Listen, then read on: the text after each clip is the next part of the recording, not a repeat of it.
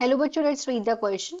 Choose the correct option denoting the symbols used for the presence of tepals and epitapalous stamen in a flower. बोला गया है कि हमें यहाँ पे डिनोट करना है सिंबल को जो यूज किया जाता है प्रेजेंस ऑफ टैपल्स के लिए कि टैपल्स प्रेजेंट हैं और एपिटैपलस स्टेमेंस को एक फ्लावर के अंदर। फोर ऑप्शंस हैं ए बी सी डी, यहाँ पे सिंबल्स दिए हुए हैं। क्वेश्चन का हम देखते हैं की कंसेप्ट। की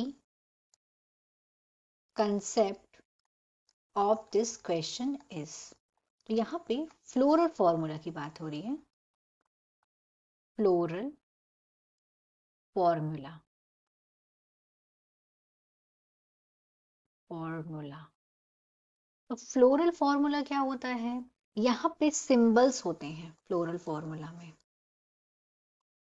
सिंबल्स, और ये सिंबल रिप्रेजेंट करते हैं एक पर्टिकुलर टाइप का flower. They represent a particular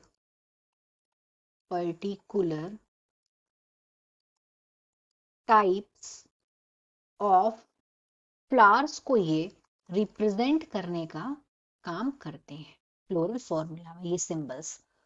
तो यहाँ पे बोला गया है कि कौन सा हम सिंबल यूज करते हैं टेपल्स के लिए। तो पहली बार टेपल्स क्या होता है? टेपल्स यूनिट होती है पेरियंथ की, ये यूनिट होती है। And what is perianth? जब कैलिक्स को एंड कोरोला को, जब कैलिक्स और कोरोला ये आपस में फ्यूज्ड हो जाते हैं, गेट फ्यूज्ड कि मतलब इन्हें डिफरेंशिएट नहीं कर पाते हैं, तो उसे बोलते हैं पेरियंथ। तो कैलिक्स की यूनिट क्या होती है? सेपल्स, और कोरोला की यूनिट होती है पेटल्स। तो जब पेटल्स और सेपल्स को डिफरेंशिएट नहीं कर पाते हैं तो जो बनता है उसको बोलते हैं टेपल। और टेपल का जो सिंबल है वो है पी, कैपिटल पी, क्योंकि पेरियंथ की वजह से यहाँ पे पी सिंबल है पेरियंथ के लिए। नेक्स्ट यहाँ बात बोली गई है एपीटेपलस स्टेमन।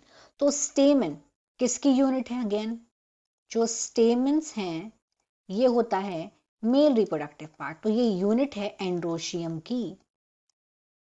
एंड्रोशियम की यूनिट होती है स्टेमन, और इसका जो सिंबल है वो होता है कैपिटल ए, इसका कैपिटल ए सिंबल होता है।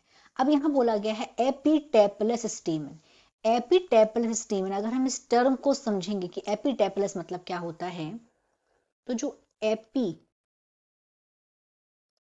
मतलब होता है टैपलस, स्टेमन्स, वो बात होती है कि जब जो स्टेमन है,